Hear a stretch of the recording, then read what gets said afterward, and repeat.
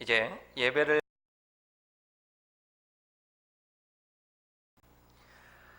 시편을 설교하고 묵상할 때마다 드는 생각은 참 어렵다는 겁니다. 그러면 시편이 왜 어려운가? 일단은 시편은 시라는 장르이기 때문에 어렵습니다. 시라는 것은 산문체가 아닌 운문체로 기록되어져 있고, 이것을 쓴 사람은 자기가 쓴 시를 자세하게 설명해 주지 않습니다. 그래서 어렵습니다.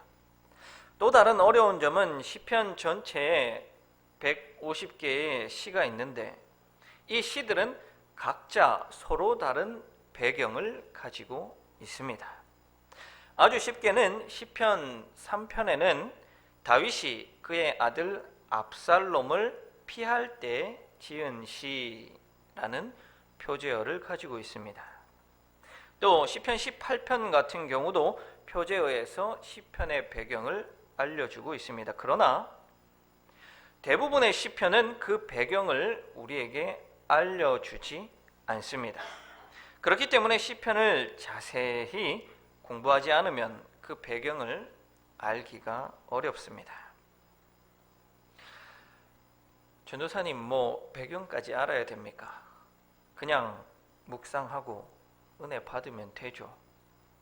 배경까지 알아야 됩니까? 그런 질문을 던질 수도 있습니다. 그러나 그렇지 않습니다. 성경 말씀은 항상 그 시대적 배경, 사회적 배경을 알고 거기에 맞추어서 우리가 이해하고 묵상해야 합니다. 그렇지 않으면 우리가 오해하거나 곡해할 위험성을 가지기 때문입니다. 그것처럼 이 시편도 바르게 이해하기 위해서는 그 시편의 배경을 알아야 합니다. 그럼 오늘 시편의 배경은 무엇일까요? 우리가 26편을 한번 쭉 읽었는데 오늘 시편의 배경이 무엇인 것 같습니까? 잘 모르겠죠? 그래서 설교가가 필요한 겁니다. 벌써부터 눈 감고 계신 분이 계신데요. 이제 눈을 번쩍 뜨시고 오늘 말씀 한번 잘 들어보시기 바랍니다. 오늘 본문은 입당 기도문이라고 할 수 있습니다. 26편 위에 한번 써두십시오. 입당 기도문. 그러면 이게 무슨 말이냐? 본문의 12절에 보면 무리 가운데에서 여호와를 송축하리이다 라는 표현이 나옵니다. 이때 무리라는 단어는 마크헤림이라는 히브리어가 사용되었는데요. 이것은 예배 드리는 회중이라는 의미로 사용되었습니다.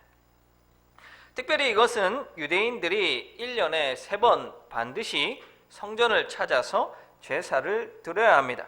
그때 전국 각지에서 절기를 지키기 위해 올라온 사람들의 대행렬을 가리키는 단어가 바로 이 시편 12절에 나오는 이 무리라는 단어입니다. 이렇게 전국 각지에서 올라와 제사 드리기 위해 모인 사람들이 그냥 아무런 준비도 없이 갑자기 제사의 자리에 나아가서 제사를 드리지 않습니다. 이들은 반드시 하나님 앞에 나가기 전에 자신이 제사 드리기에 합당한지, 자신이 제사 드리기에 부족함이 없는지, 자신이 제사 드리기에 부정한 사람이 아닌지 반드시 자기를 확인해야만 했습니다. 특별히 이 부정한 사람이 아닌지 그것을 꼭 살펴봐야만 했습니다. 그래서 성전에 들어가기에 앞서, 제사 드리기에 앞서 이 시편의 노래 혹은 이 시의 고백을 하면서 하나님 앞에 나아가기에 자신이 합당한 사람인지 확인하고 있는 것이 바로 오늘 이 시편 26편입니다. 그래서 이 시편은 시편 15편과 굉장히 밀접한 관계를 가집니다. 시편 15편 전혀 생각나지 않으시죠? 오늘 집에 가셔서 한번 읽어보시면서 어떤 관계가 있는지 확인해 보시기 바랍니다. 자, 그렇다면 왜 이런 자기 점검, 그 행위가 필요한 걸까요? 구약에서 하나님께서 이스라엘 백성들에게 나타나셔서 교제하는 방법은 두 가지의 방법이 있습니다. 첫 번째는 하나님께서 직접 개인에게나 어느 민족에게 나타나셔서 말씀하시고 교제하시는 방법입니다. 호렙산에서 모세에게 직접 나타나셔서 말씀하신 것처럼, 또 율법을 받은 후에 하나님께서 이스라엘 민족에게 직접 나타나신 것처럼 하나님께서는 그렇게 본인이 직접 인간에게 찾아오셔서 말씀하시고 교제 나누십니다. 그때 인간은 하나님의 그 큰 위험에 압도당해서 스스로 엎드러지게 됩니다. 스스로의 부족함을 하나님 앞에 고백합니다. 하나님의 그 순수함에 압도당해서 자신의 죄 때문에 죽임당할까 두려워합니다. 모세가 하나님 앞에 신발을 벗었던 것처럼 또 이스라엘 민족이 감히 하나님과 직접 대면해서 이야기하지 못하겠사오니 모세를 통해서 대신 이야기해달라고 요청하는 것과 마찬가지입니다. 이렇게 하나님께서 직접 나타나셨을 때 이스라엘 백성들은 하나님 앞에 압도당하고 그래서 엎드러지게 됩니다. 스스로 경외감이 막 솟아나게 되는 겁니다. 또 다른 하나, 그 만남은 성전에서 제사를 드리면서 하나님을 만나는 것입니다.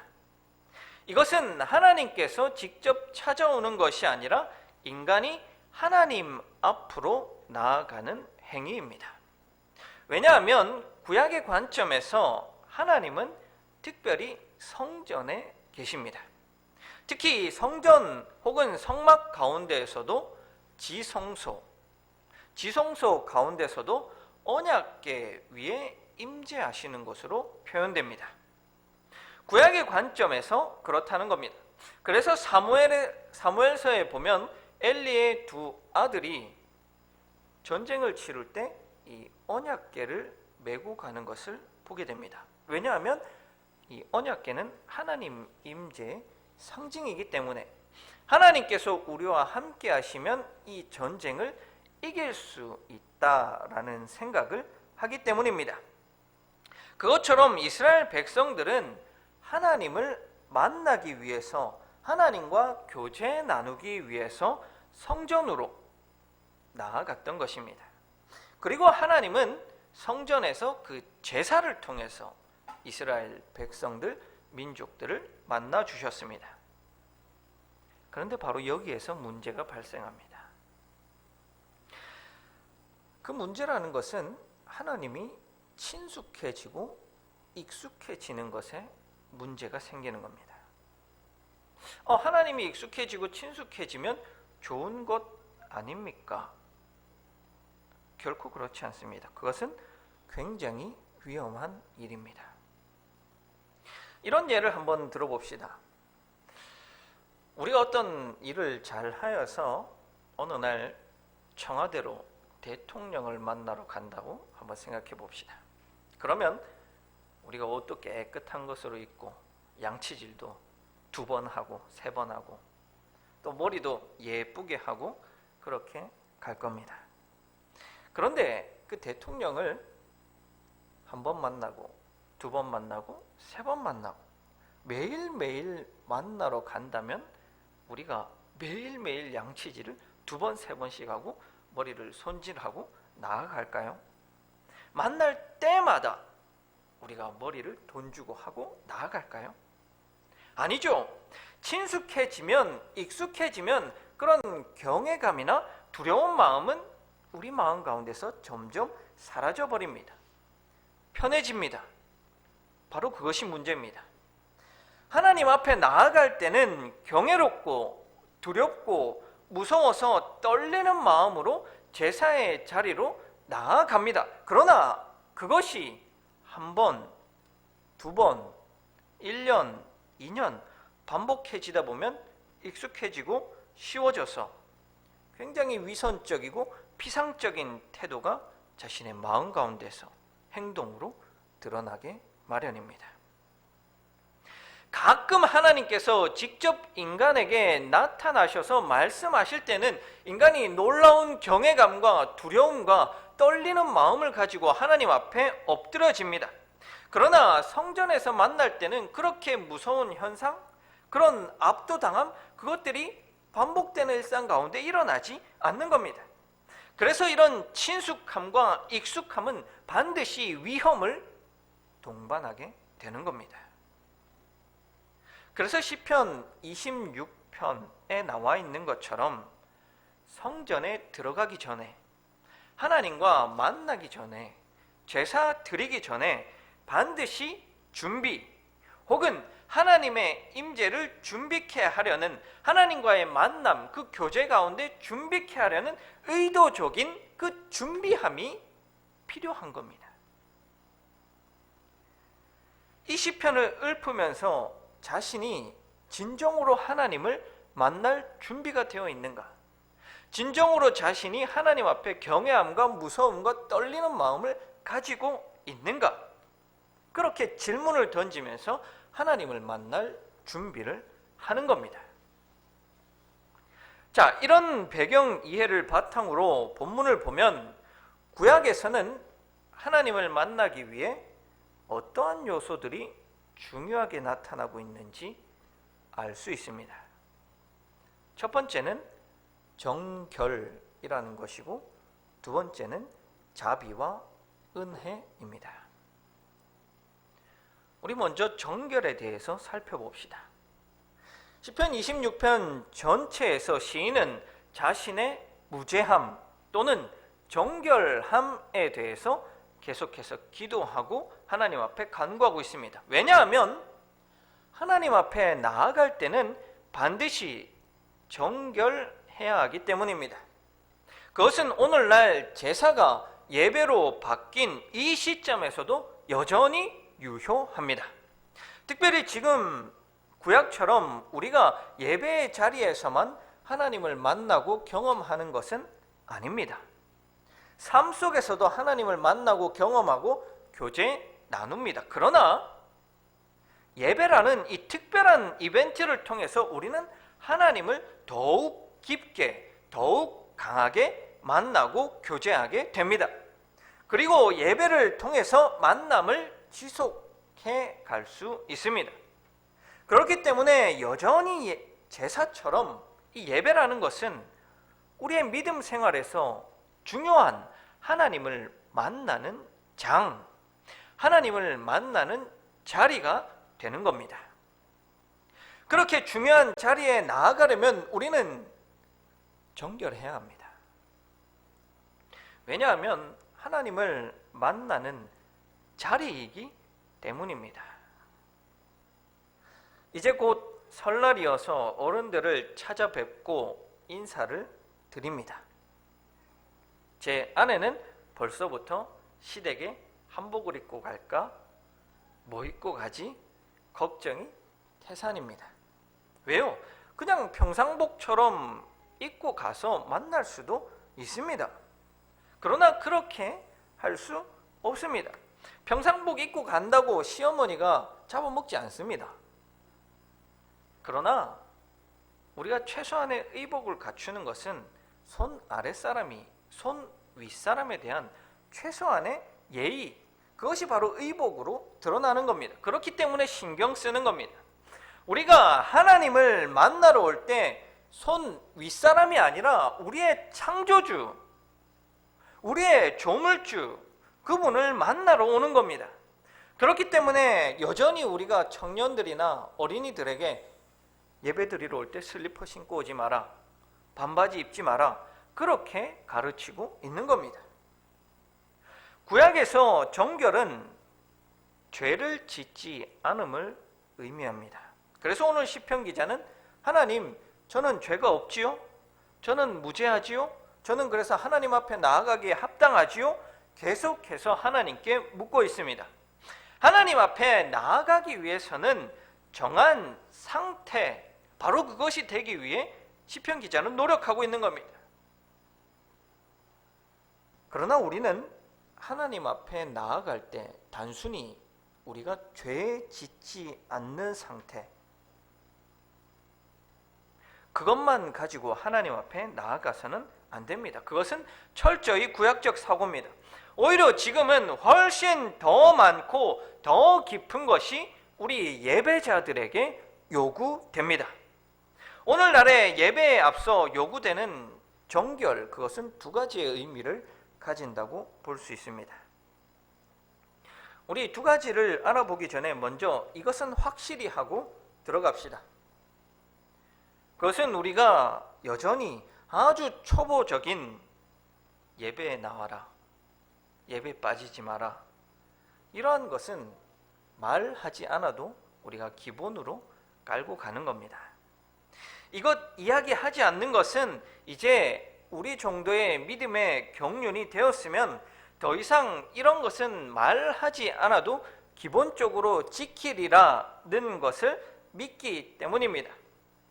이제는 우리가 이런 아주 초보적인 설교, 초보적인 내용을 듣지 않아도 될 만큼 성장해야 할 그런 시점이 아닙니까? 예배 가운데 정결의 첫 번째는 준비입니다. 제사가 예배로 바뀌면서 절차가 사라지고 어떤 강압적인 것들이 사라져 버렸습니다. 우리에게 예배 가운데 주어진 자유가 있습니다. 그런데 안타깝게도 우리 인간은 그 자유를 방종의 기회로 삼았습니다. 하나님을 만나러 올 때 정결을 준비하는 사람이 없어졌습니다. 구약시대에는 하나님 앞에 합당하지 않은 부정한 사람이 제사 드리러 가면 그 자리에서 죽었습니다. 특별히 제사장은 정하지 않은 상태이면 그가 들어갈 때 반드시 죽게 됩니다. 그래서 제사장은 제사 드리러 갈 때 발목에 방울을 달고 허리에 끈을 묶고 들어갔습니다. 왜요? 이 제사장이 제사 드리기에 합당하지 않은 사람이면 그 자리에서 죽습니다. 그러면 더 이상 방울 소리가 나지 않겠지요. 그렇다고 사람들이 성소에 들어가서 함부로 시체를 꺼내올 수 없습니다. 그래서 줄을 당겨서 시체를 꺼내오는 겁니다. 그런데 오늘날 죄가 부족하다고, 죄가 있다고 예배 드리다가 죽지 않습니다. 그러자 우리가 이것을 기회로 삼아서 정결하게 예배를 준비하는 것, 그것을 소홀히 하기 시작했다는 겁니다. 그렇다면 오늘날 우리가 예배를 통해 하나님을 만날 때 우리는 반드시 정결함을 준비된 상태로 나아가야 할 겁니다.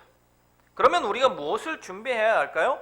Everything, 모든 것, 우리 전 인격적으로 정결함으로 준비되어야 합니다. 우리가 삶을 정결하게 삶으로 예배를 드리고 또 예배 자체에 대한 그 준비를 통해서 정결한 모습으로 예배 자리로 나아가야 하는 겁니다. 특별히 오늘은 우리 예배의 준비에 대해서 몇 가지 말씀드리고 싶습니다.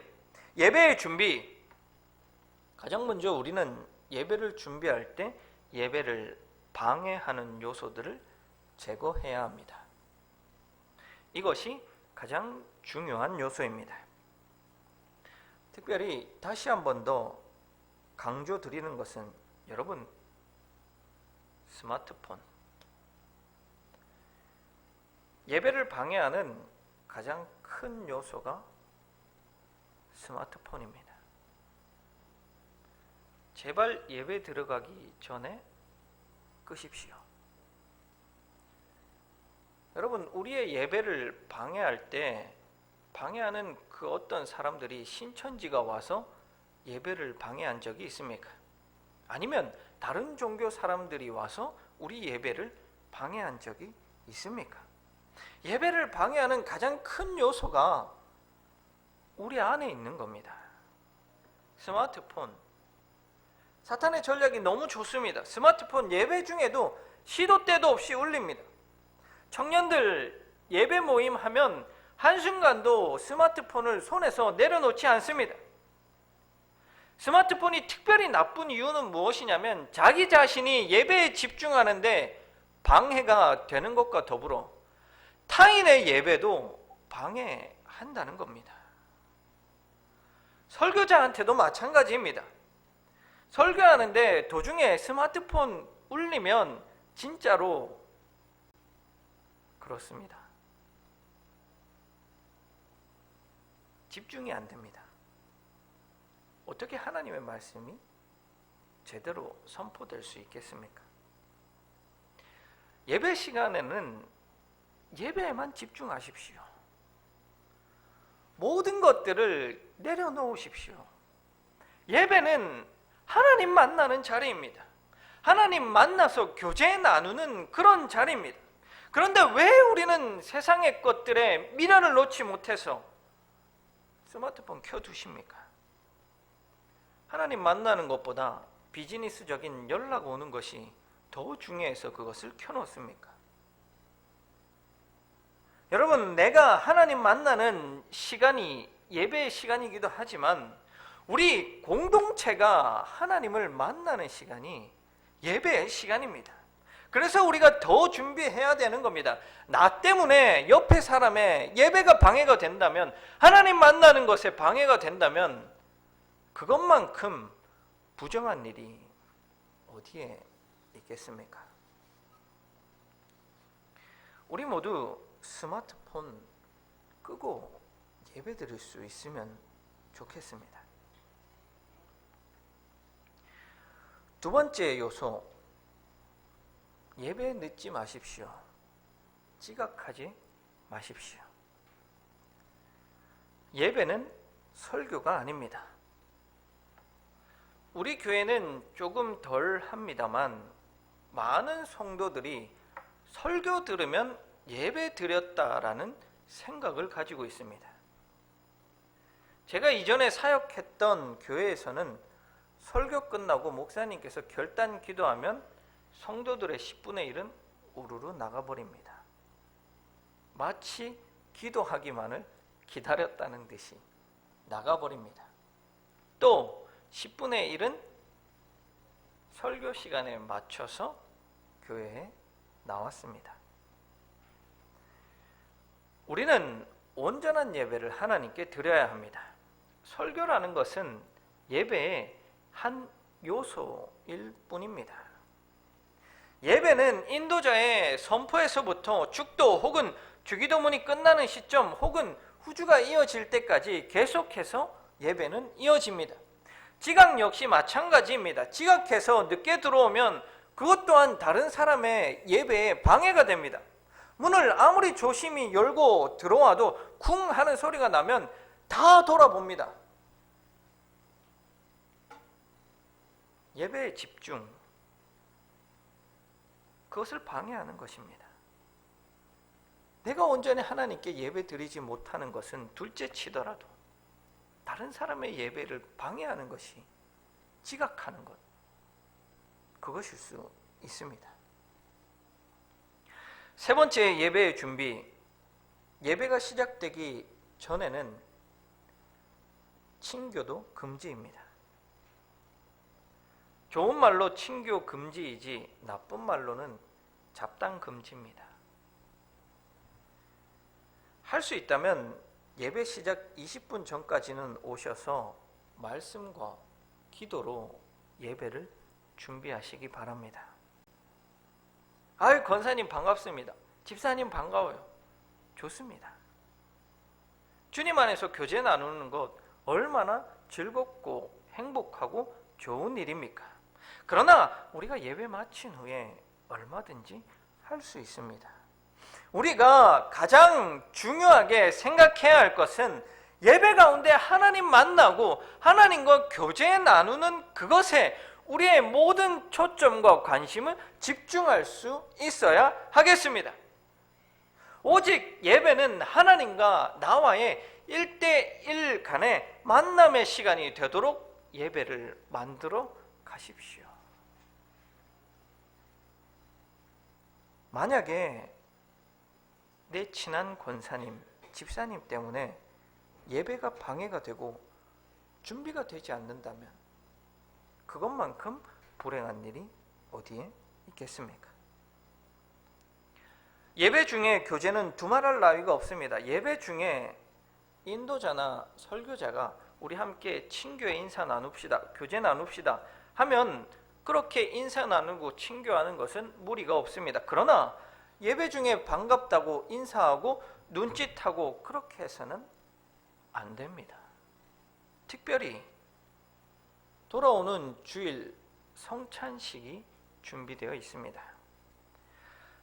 성찬식도 좀 우리가 성스럽고 귀하고 예수님의 피와 살을 묵상하는 그러한 시간으로 만들어 나갑시다. 성찬식 할 때 안타까운 것이 만나서 눈 마주치면 좋다고 예배를 오직 하나님과 내가 만나는 그런 시간으로 만들어야 하는데 자꾸 그런 눈짓들, 그런 것들이 하나님과 나와의 그 귀한 시간을 방해하고 있는 것은 아닙니까? 하나님 만나는데 옆 사람이 눈에 들어와서 되겠습니까? 그런 예배의 준비, 그런 예배의 녹아듦, 그런 하나님과의 만남의 시간에 온전히 빠져듦, 그것이 바로 예배의 정결, 준비된 자세, 준비된 예배의 모습입니다. 우리가 예배의 정결을 하나님 앞에 보여드릴 수 있는 우리가 될 수 있기를 바랍니다. 첫 번째 예배의 요소가 정결이라면 두 번째 예배의 요소는 자비와 은혜입니다. 우리가 이렇게 철저하게 준비된 예배, 준비된 자로서의 예배자로 하나님 앞에 서야 합니다. 오늘 시편 기자가 고백하는 대로 하나님, 저는 죄가 없지요? 저는 정결하지요? 저는 하나님 앞에 서기에 합당하지요? 할 정도로 우리가 준비된 예배를 하나님 앞에 드려야 합니다. 그러나 우리는 우리의 행위로만 온전히 하나님 앞에 예배 드릴 수 없음을 인정할 수밖에 없습니다. 우리가 아무리 우리의 삶의 다양한 요소들을 점검하고 준비한다고 할지라도 여전히 우리는 부족하고 여전히 우리는 죄인이고 여전히 우리는 정하지 못한 상태에 있음을 하나님 앞에 고백할 수밖에 없습니다. 여전히 예배 중에 우리의 마음은 다른 곳을 향하고 있다고, 여전히 우리가 예배 중에 온전히 녹아들지 못하고 있다고 고백할 수밖에 없습니다. 그렇다면 우리가 하나님께 간구하고 하나님께 요청해야 할 것은 바로 하나님의 은혜와 자비입니다. 그래서 시편 기자는 자신이 그렇게 하나님 무죄하지요? 죄가 없지요? 라고 물을 정도로 최선을 다해 예배를 준비했지만 11절에서 하나님 제게 은혜와 자비를 베풀어 주십시오. 그렇게 하나님의 은혜를 간구하고 있습니다. 그래요. 예배는 우리의 열심과 노력만으로는 완전하게 세워질 수가 없습니다. 그 노력과 열심 위에 하나님의 은혜와 자비가 부어질 때만 예배가 완전하고 온전하게 세워지는 겁니다. 그 은혜와 자비는 예배 가운데 우리가 하나님께 우리의 부족함을 고백하고 은혜와 자비를 부어달라고 요청할 때 하나님께서는 기꺼이 우리에게 은혜와 자비를 부어 주십니다. 그러나 우리 이 은혜와 자비를 쉽게 예배드림, 준비되지 않은 예배드림의 기회로 사용해서는 안 됩니다. 마치 우리도 하나님께 예배드리는 것이 너무 익숙하고 너무 편해져 버린 것은 아닌가 걱정이 됩니다. 그래서 예배 시간에 늦거나 예배 자체를 소홀히 생각하고 그런 것이 우리의 행동으로 드러나고 있는 것은 아닌가 걱정이 됩니다. 올해 우리 교회의 표어가 하나님을 기쁘시게 하는 삶을 살자, 구체적인 실천 사항으로 온전한 예배로라는 항목이 있습니다. 그냥 예배가 아니라 온전한 예배입니다. 온전한 예배를 우리가 하나님께 드리기 위해서는 당연히 준비된 예배를 하나님께 드려야 할 것입니다. 그리고 예배 중에는 온전히 하나님과 나만의 교제 시간으로 만들어 가야 합니다. 예배 후에는 우리가 준비된 예배가 삶으로 이어질 수 있도록 우리의 삶이 예배가 되도록 살아가야 할 것입니다. 그리고 거기 위에 하나님의 은혜와 자비가 더해질 때 우리가 완전하고 온전한 예배를 하나님께 드릴 수 있습니다. 우리 결단하기 원합니다. 올 한 해는 하나님께서 기뻐하시는 온전한 예배를 제가 하나님께 드리겠습니다. 준비된 예배를 하나님께 드리겠습니다. 정한 사람으로 하나님 앞에 나와서 예배 드리겠습니다. 그렇게 우리가 결단하시기 바랍니다.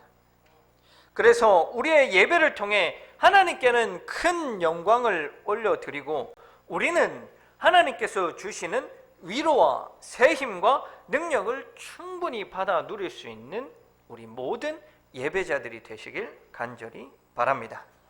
이 시간 우리 찬양 하나 하고 결단 기도하면 좋겠는데요. 예수 우리 왕이여 이곳에 오소서, 보좌로 주여 임하사 찬양을 받아 주소서. 주님을 찬양하오니 주님을 경배하오니 왕이신 예수여 오셔서 좌정하사 다스리소서. 우리 함께 찬양하시겠습니다.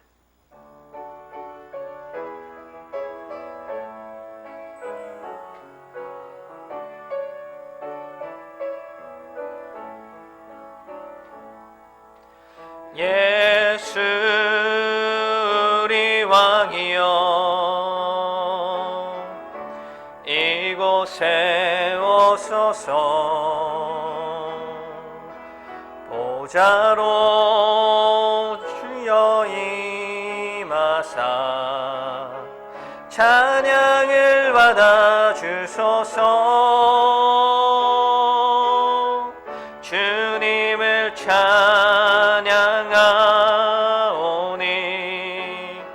주님을 경배하오니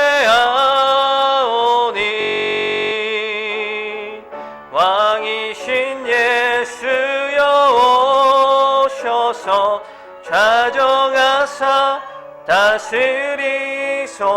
한 번 더 합시다. 예수 우리 왕이여 예수 우리 왕이여 이곳에 오소서, 보좌로 주여 임하사 찬양을 받아 주소서. 주님을 찬양하오니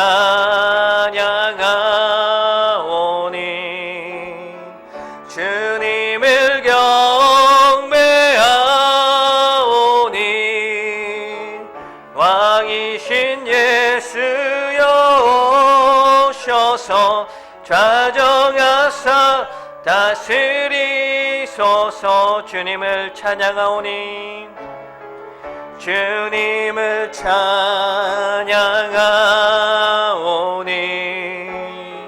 주님을 경배하오니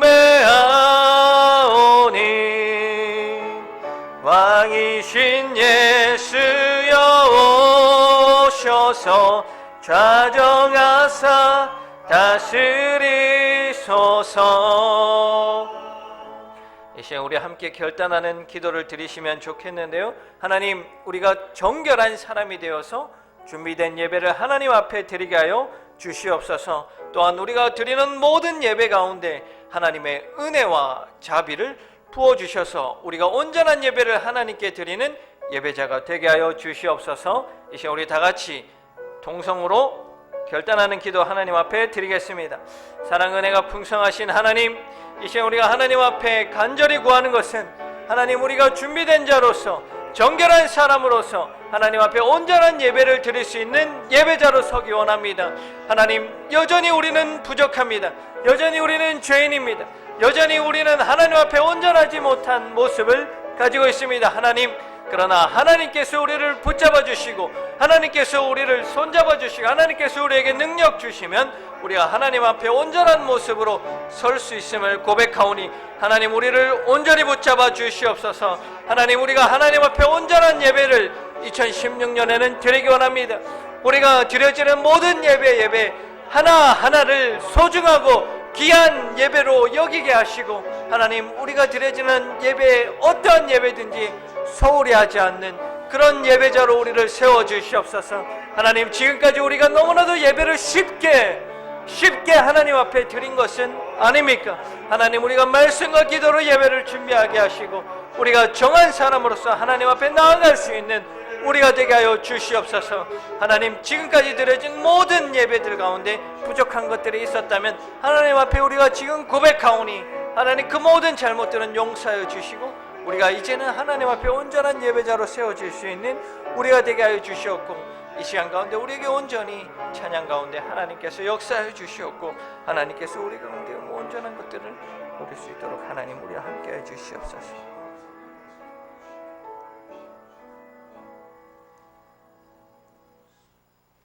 사랑 은혜가 풍성하신 하나님, 2016년도에 영도 우리 교회에서 드려지는 모든 예배는 온전한 예배를 하나님께 드릴 수 있는 우리가 되게 하여 주시옵소서. 그래서 그런 온전한 예배로 하나님을 기쁘시게 하는 예배자들이 되게 하여 주시옵소서. 하나님, 이제 다시 우리가 세상 속에 나아가 살아가게 될 텐데 우리가 받은 이 은혜 가지고 우리의 삶이 예배가 되는 그런 삶을 살아갈 수 있는 우리가 되도록 주님 도와주시옵소서. 주님께서 우리와 함께 동행하고 힘주시고 능력 주실 줄 믿사옵고 감사드리며 예수님 이름으로